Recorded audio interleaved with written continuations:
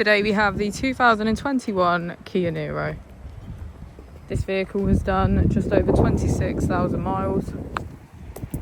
It has an automatic transmission and a fully electric motor.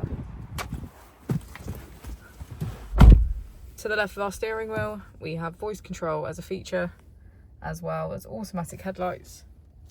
On the right, we have cruise control and automatic wipers. Moving on to our screen, we can access Apple CarPlay, media, EV settings, smartphone integration, and our climate control.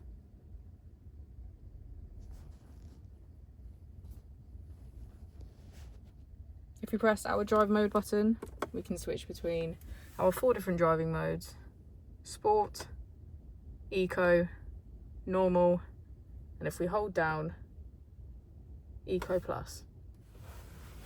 As we go to the back of the vehicle, we can see that all of our seats have a black leather trim.